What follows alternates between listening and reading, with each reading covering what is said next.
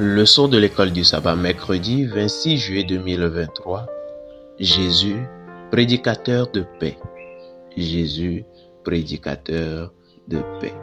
Comment Paul résume-t-il le ministère de Christ dans Éphésiens 2, le verset 17 et 18?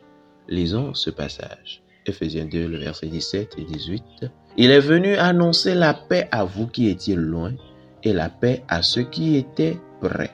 Car par lui, nous avons les uns et les autres accès auprès du Père dans un même esprit.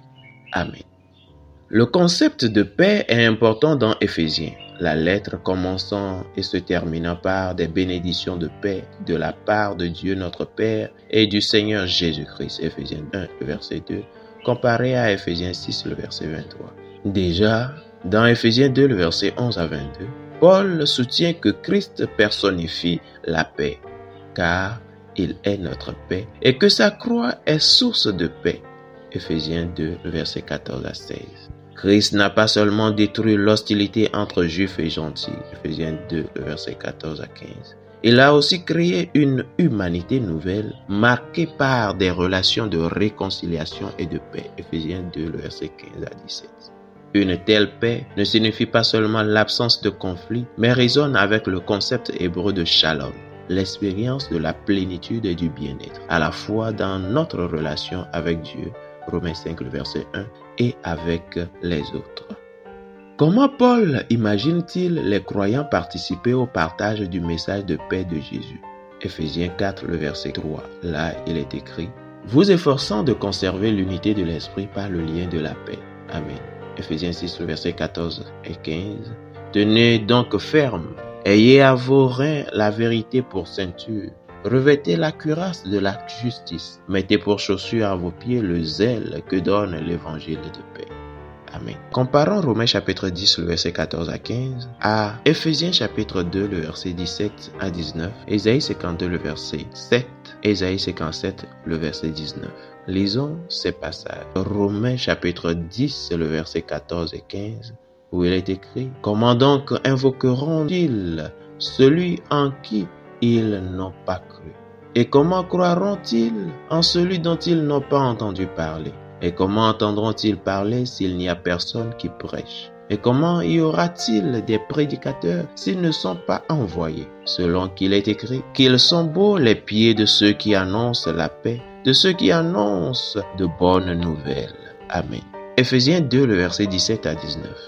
Il est venu annoncer la paix à vous qui étiez loin et la paix à ceux qui étaient près. Car par lui, nous avons les uns et les autres accès auprès du Père dans un même esprit. Ainsi donc, vous n'êtes plus des étrangers ni des gens de dehors, mais vous êtes concitoyens des saints, gens de la maison de Dieu. Amen. Ésaïe 52, le verset 7. Qu'ils sont beaux sur les montagnes les pieds de celui qui apporte de bonnes nouvelles, qui publie la paix, de celui qui apporte de bonnes nouvelles, qui publie le salut, de celui qui dit à Sion, ton Dieu règne.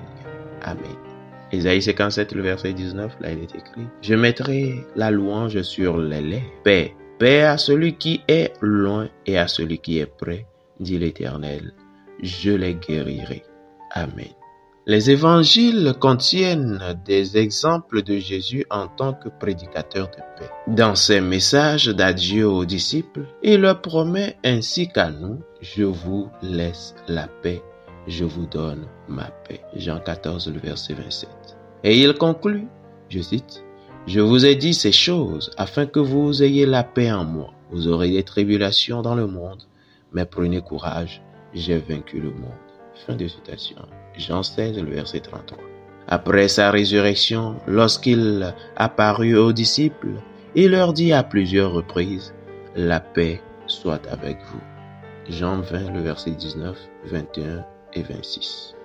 Dans Éphésiens 2, le verset 17 et 18, Paul tient à souligner que la prédication de paix de Christ s'étend au-delà du temps de son ministère terrestre. Il est venu annoncer la paix à la fois à ceux qui étaient loin, croyants gentils avant leur conversion, et près, croyants juifs, comparé à Éphésiens 2, verset 11 à 13. Ayant accepté cette proclamation, tous les croyants éprouvent une profonde bénédiction. Comment pouvons-nous apprendre à être des prédicateurs de paix plutôt que des canaux de conflit? Quelle situation nécessite votre aide maintenant pour la restauration? Fidèles auditeurs et internautes, que Dieu vous garde. Amen.